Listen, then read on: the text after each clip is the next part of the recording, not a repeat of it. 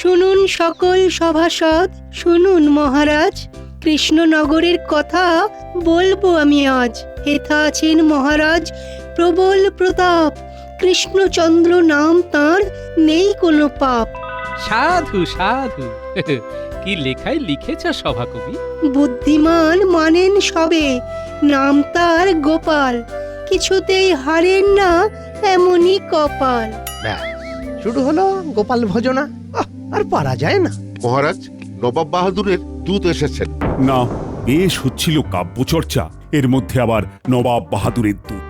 উফ, এই নবাব বাহাদুরের দূত এলেই না আমাকে একটা দুশ্চিন্তা গ্রাস করে। যাও প্রহরী, যাও ডেকে আনো, দেখি আবার নবাব বাহাদুরের আবার কি হলো। চিন্তা করবেন না মহারাজ, যদি কোনো বিপদ আসে তবে তা মোকাবিলা করার ক্ষমতা আমাদের আছে। কি বলেন মন্ত্রী মশাই? কিছু বললে গোপাল? মনোজা, কি ভাবছিলে তুমি? আজ্ঞে মহারাজ, দেশের কথা ছাড়া আর কি বা ভাবতে পারি বলুন। তবু ভালো, যাকে এবার দেখার কি বার্তা নিয়ে সে এসেছে। মহারাজের জয় হোক। বলো দূত, বলো কি বার্তা নিয়ে তুমি এসেছো? বার্তা অতি ভয়ঙ্কর। নবাব বাহাদুরের উপহার পাওয়া পদ্মরাগ মণি চুরি গেছে আজই। ওটা উদ্ধারের জন্য আপনার সভার সবচেয়ে বুদ্ধিমান লোককে আমার সাথে পাঠাতে হবে এক্ষুনি। নবাবের ধারণা চোর দরবারেরই কেউ। নবাব বাহাদুরের নির্দেশে কোনো অতিথি অভ্যাগত মুর্শিদাবাদ ছেড়ে যেতে পারবেন না। এক্ষুনি কি করে যাব মহারাজ? এই দেখো, আমি কি তোমাকে একবারের জন্য যেতে বলেছি? না না, নবাব বাহাদুর তো সবার সবচেয়ে বুদ্ধিমান লোককে যেতে বলেছে। আমি এই রাজ্যের মন্ত্রী। গোপাল, বলুন মহারাজ। নবাব বাহাদুরের ইচ্ছের কথা শুনলে তো, এখন বলো তুমি কি করবে? আপনি যদি বলেন আমি এক্ষুনি যেতে রাজি আছি, শুধু আমার গিন্নিকে একটু জানিয়ে আসতে হবে মহারাজ। ঠিক আছে, তুমি এক্ষুনি ঘরে যাও, গিন্নিকে জানিয়ে চলে এসো। দূত ততক্ষণ আমার অতিথিশালায় বিশ্রাম নিক। ঠিক আছে মহারাজ, আপনার যেমন ইচ্ছা। প্রহরী, দূতকে আমার অতিথিশালায় নিয়ে যাও। যথাজ্ঞা মহারাজ, আসুন আপনি।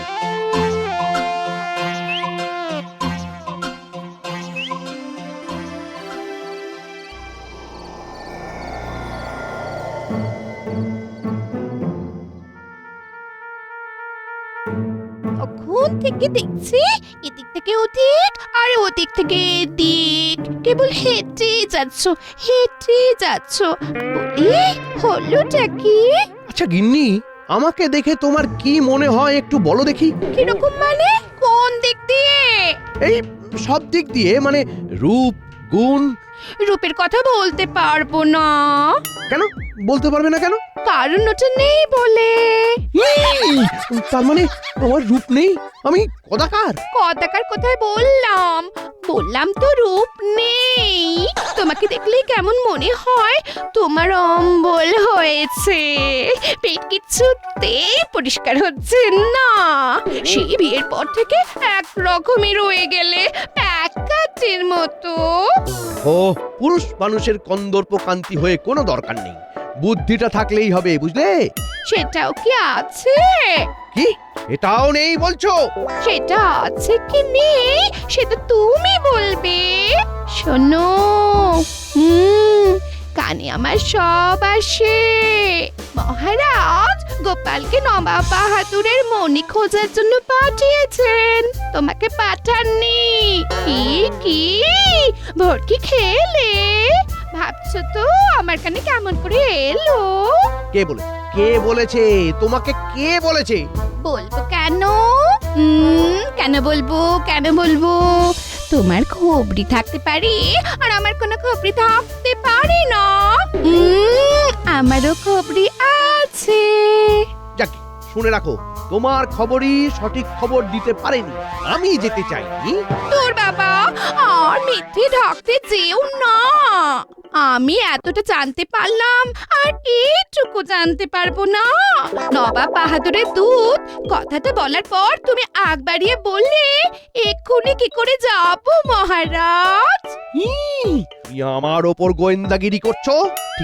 ঠিক আছে, আমি চললাম। যেদিকে দু চোখ যায় আমি চলে যাব। কোথায় যাবে? এই দরজা থেকে বেরিয়ে ওই গাছতলা পর্যন্ত, তারপর খানিক পাক দেবে, তারপর আবার বিড়বিড় বিড়বিড় করতে করতে চলে আসবে।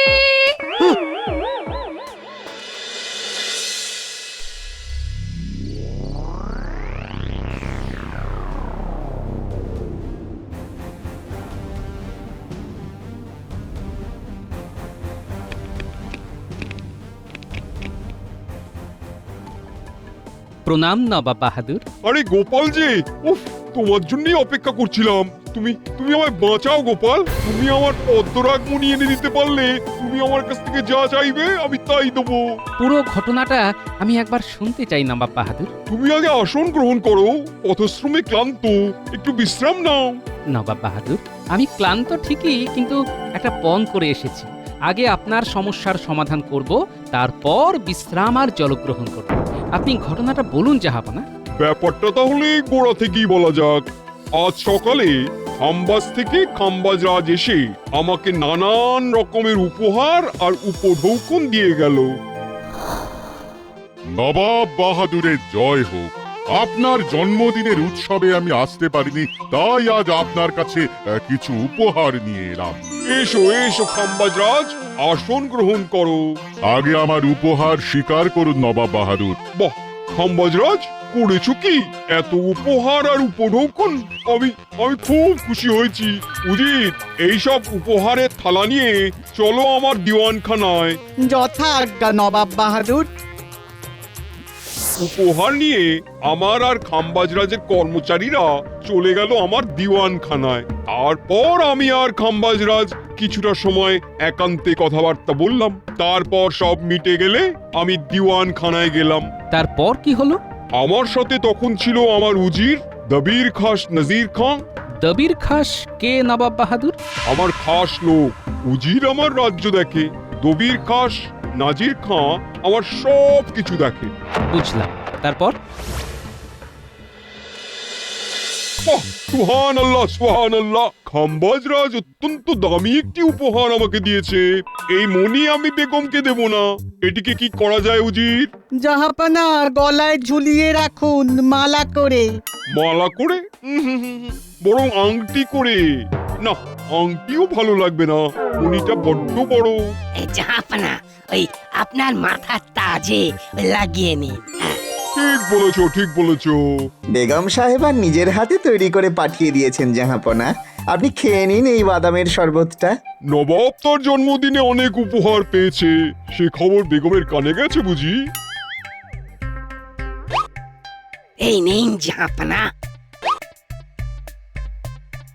বহুত খুব। জাহাপানা, আমির এবং ওমরাহ দেখা করতে এসেছেন। হ্যাঁ, আমি ওদের দুজনকে ডেকেছিলাম। ফিরিঙ্গি সাহেবেরা যেভাবে মুর্শিদাবাদে ঘুরঘুর করছে, ওদের নিয়ে আমার একটু চিন্তা আছে। এখানে পাঠিয়ে দাও। যা হুকুম জাহাপানা। তারপর? তারপর আমির এবং ওমরাহ এলো। আমি আমার শরবত শেষ করে গেলাসটা নফরের দুহাতে ধরা থালার উপরে রাখলাম। নফর চলে গেল। আমাদের কথাবার্তা শুরু হলো। হঠাৎ আমার নজর গেল সোনার থালার দিকে। আমার পদ্মরাগ কোথায় গেল? আমার পদ্মরাগমণি কোথায় গেল? কোথায়? কে নিয়েছে? কে নিয়েছে বলো? আমি কিন্তু ধরে ধরে সবাইকে কতল করব, তুলে দেবো সবাইকে। বলো, কে কে নিয়েছে আমার পদ্মরাগমণি? বলো, চুপ করে থেকো না। কে নিল? হ্যাঁ, কে নেবে জাহাপানা? আমরা তো সবাই ঘরে আপনার কাছেই আছি। বাইরে প্রহরীরা অস্ত্র নিয়ে পাহারায় আছে।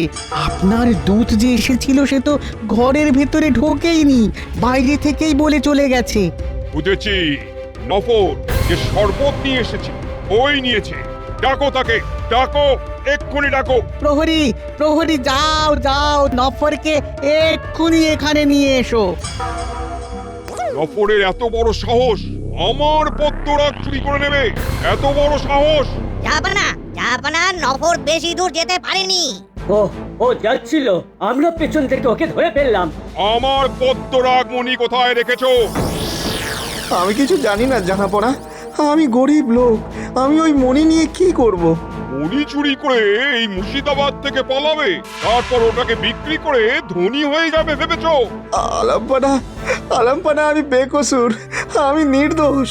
আমি জাহাপনার নিমক খেয়েছি, নিমক হারামি করবো না আলম্পনা। আমি এখান থেকেই বলে দিতে পারি নবাব বাহাদুর, আপনার নফর নির্দোষ। যুগ যুগ ধরে এটাই হয়ে এসেছে, যত সন্দেহ গরিব গুরবদের উপর। আর তা যাক, শুনি তারপর কি হলো? তাকে অনেক জেরা করা হলো, তার মুখে শুধু ওই একটাই কথা, আমি বেকসুর। ততক্ষণে আমার কেল্লাদার আর কোতোয়াল এসে গেছে। ওরা আসা মাত্রই আমি হুকুম দিলাম, নফরকে কয়েদখানায় নিয়ে যাও, আটকে রাখো, যতক্ষণ না পদ্মরাগ মণি খুঁজে পাওয়া যায়। যাও, একে কয়েদখানায় নিয়ে যাও, আটকে রাখো। আমি বেকসুর যাবো না, আমি বেকসুর, আমি বেকসুর। জাহাপানা, নফরকে তো কয়েদখানায় নিয়ে যাওয়া হলো, এ ঘরে তো আমরাও ছিলাম। হ্যাঁ, তত বটেই। সাধারণ একটা নফরকে কয়েদ করলাম, আর তোমরা দরবারের উজির আমির ওমরাও বলে তোমাদের কিছু বলবো না, তা তো হয় না। আমার সবাইকেই সন্দেহ করা উচিত। আমরা কেউই এখান থেকে বেরোইনি, আমাদের সবাইকে খানা তল্লাশ করুন। কেল্লাদার আর কোতোয়াল, সবাইকে ভালো করে খানা তল্লাশ করো। জানাব, আপনি একটু পেছন ঘুরে দাঁড়ান। কবির খাস জনাব, আপনিও একটু পেছন ফিরে দাঁড়ান। কোতোয়াল সাহেব, আপনি নিশ্চিন্তে আমার তল্লাশি নিন। কারো কাছেই মণিটা পেলেন না। যদি পেতেন তবে আমাকে ডাকতেন কেন? এমনকি আমি কোতোয়াল আর কেল্লাদারকে আমাকেও তল্লাশি নিতে বললাম। আপনাকে নয় কেন, এক যাত্রায় তো পৃথক ফল হতে পারে না। আমি নবাব বলে তো আর আমার চারটে হাত পা গজায়নি। আমার রাজ্যে সবাই সমান। বুঝলাম। এরপর কি হলো? এরপর তো আমরা সব হাল ছেড়ে হাল ভাঙা নাবিক হয়ে তোমাদের রাজ্যে দূত পাঠালাম। আর এই কেল্লা আমি একেবারে বন্ধ করে দিলাম, কেউ এখান থেকে বেরোতে পারবে না। বুঝলাম।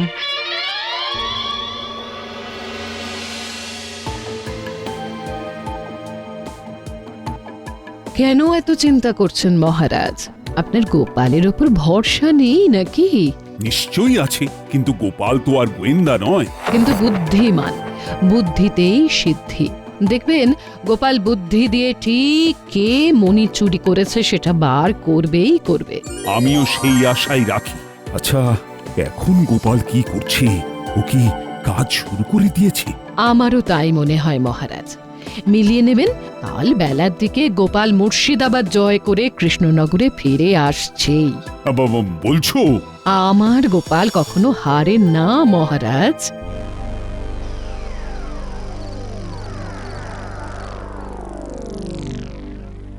আচ্ছা উজির, নবাব বাহাদুর এই সিংহাসনের কাছে দাঁড়িয়েছিলেন, আর এইখানে থালাটা রাখা ছিল। আপনি নবাব বাহাদুরের কোন দিকে দাঁড়িয়েছিলেন?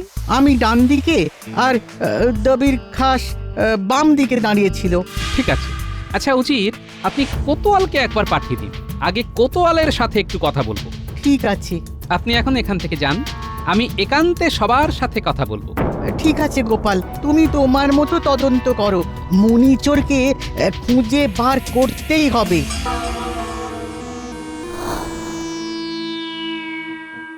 কি মনে হয় কোতোয়াল সাহেব, কে নিতে পারে? কি করে বলি বলো তো গোপাল, আমার তো হাত পা পেটে সেঁধিয়ে যাচ্ছে। এইরকম পরিস্থিতি যে আসতে পারে সেটা তো স্বপ্নেও ভাবিনি। আমার তো কাউকে সন্দেহ হয় না। কিন্তু মণিটা তো চুরি গেছে। সেটা তো গেছে। আচ্ছা, একটা কথা বলতে পারেন, আজ সকালে দিওয়ানখানা থেকে বেরিয়ে আবার কি কেউ পরে দিওয়ানখানায় ঢুকেছিলেন? নবাব আর ফেরেননি, তিনি চলে গিয়েছিলেন নিজের মহলে। তবে আমির ওমরা, কবির খাস, উজির, এরা সবাই নবাবের অনুমতি নিয়ে পুনরায় এসেছিলেন এই দেওয়ানখানা। ঠিক আছে। কবির খাস বলেছিলেন যে ওনার হাতের আংটিটি ফেলে এসেছেন এবং উনি ওটা নিতে গিয়েছিলেন। ঠিক আছে কোতোয়াল সাহেব, আপনি যান। আর একটা কথা, নফরকে কয়েদখানা থেকে মুক্ত করে দিন, কারণ নফর দোষী নয়। কিন্তু নবাবের হুকুম মনি না পাওয়া পর্যন্ত নফরকে মুক্ত করা যাবে না। সেটা আমি নবাবের থেকে বুঝে নেব, আপনি মুক্ত করুন। কারণ বিনা দোষে কেউ সাজা ভোগ করুক সেটা আমি চাই না। আপনি নবাব বাহাদুরকে বলেই নফরকে মুক্ত করবেন, আর মনি উদ্ধার হবে। শুধু সময়ের অপেক্ষা। ঠিক আছে, অনেক ধন্যবাদ তোমাকে গোপাল। আপনি দবির খাসকে পাঠিয়ে দিন। ঠিক আছে। 3 জন ছাড়া সবাই নির্দোষ। এই তিনজনের মধ্যে দোষী কে? দোষী কে? উফ, কি যে রাগ হচ্ছে কি বলবো বেগম। আমার চোখের সামনে থেকে মণিটা চুরি করে নিল আর আমি বুঝতেই পারলাম না। জাহাপনা, গোপালের উপর আপনার ভরসা আছে তো? নইলে লোক পাঠিয়ে ওকে ডেকে আনলাম কেন? তাহলে অপেক্ষা করুন জাহাপনা। দবির খাঁ সাহেব, আপনার সাথে আমার প্রথম আলাপ। হ্যাঁ, প্রথম আলাপ। আচ্ছা, কি মনে হয় কে চুরি করতে পারে? উজির, উজির। একমাত্র ও উজির ছাড়া আর কেউ চুরি করবে না। হ্যাঁ, কেন আপনার এই রকম মনে হবার কারণ? উজিরের অনেক কাজ হয়েছে। হ্যাঁ, একটু কান পাতলেই শুনতে পাবে। ও আচ্ছা, আমি কিন্তু পদ্মরাগমণি নিইনি। আমি তো জিজ্ঞেস করিনি। না, ও আমি আগে থাকতে বলে রাখলাম। বুঝলাম। তাহলে আমি কি যেতে পারি? এই কেল্লার বাইরে আমার যাওয়া খুব দরকার। শহরে আমার কাজ আছে, আমার ছেলের খুব অসুখ। সঙ্গে কিছু নিয়ে যাচ্ছেন কি? তুমি জানতে চাইছো যে ওই পদ্মরাগ মণি নিয়ে যাচ্ছে কিনা? না না না, যেটা আমার কাছে নেই সেটা আমি নিয়ে যাব কি করে? আমি কিছু ওই ফল মূল নিয়ে যাচ্ছি, ওই অসুস্থ ছেলেকে দেব বলে।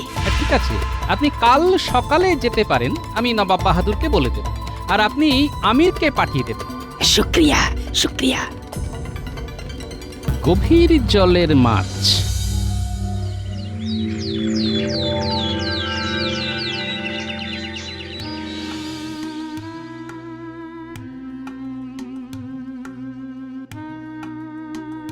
গোপাল, তুমি কি বুঝলে? আমি কি আমার পদ্মরাগমণি ফিরে পাবো? অবশ্যই নবাব বাহাদুর, এক্ষুনি ফিরে পাবেন। তবে চোর কে তা বলবো না।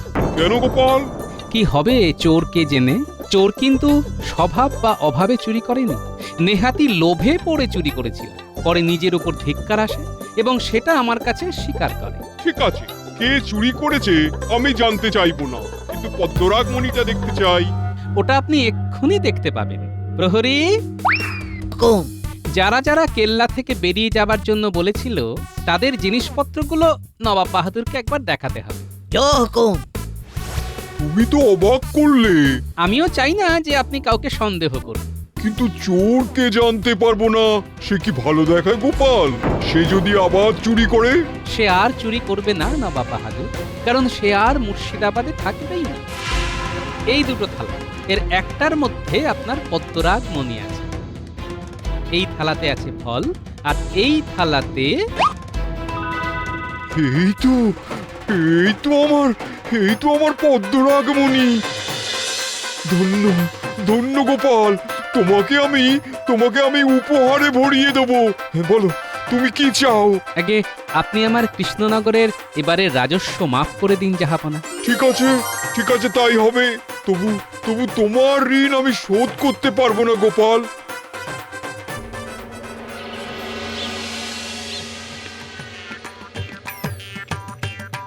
এসো এসো গোপাল, উফ, তুমি তো ইতিহাস সৃষ্টি করলে। নাও এবার বলো কিভাবে ধরলে চোর? বলো বলো বলো শুনি তোমার সফল গোয়েন্দাগিরির কথা। আচ্ছা, চোর কি করে ধরলি, তাও এক রাতে? আমার প্রথম থেকেই সন্দেহ ছিল একজনের উপর, তাই আমি ওর ওপর থেকে নজর হাঁটাইনি। ওকে আমার প্রথম সন্দেহ হয় একটা কথায়। আমি কিচ্ছু জানতে চাইনি, কিন্তু তবুও আমি ঘরে ঢুকতেই প্রথমেই আমাকে বলে আমি চুরি করিনি। বাহ বাহ, বেশ রোমাঞ্চকর বিষয় তো। আমার সন্দেহ হবার আরেকটি কারণ হলো, আমি জানতে পারি যে নবাব বাহাদুর যখন শরবতের গেলাস তুলতে যান, তখন ওই লোকটা ঝুঁকে পড়ে থালা থেকে গেলাসটা তুলে নবাব বাহাদুরের হাতে দেন, আর তখনই উনি মণিটা হাত সাফাই করে নেন। বাবা রে, খুব প্রখর পর্যবেক্ষণ না থাকলে এটা সম্ভব হতো না। নবাব বাহাদুর ওই দিওয়ানখানা থেকে বেরিয়ে যাবার পর যারা আবার গিয়েছিলেন তাদের মধ্যে এই লোকটিও ছিল। সে দ্বিতীয়বার ওখানে পদ্মরাগ মণিটা চুরি করে যেখানে রেখেছিলেন সেখান থেকে নিজের কাছে আনতে গিয়েছিলেন। গোপালের সিদ্ধিতে আমার এত জ্বলন হচ্ছে কেন? আমি প্রথমবার ওনাকে কিচ্ছু বুঝতে দিইনি, পরে দ্বিতীয়বার ওনাকে আবার ডাকি। উনি এলেন, মনে মনে খুব বিরক্ত।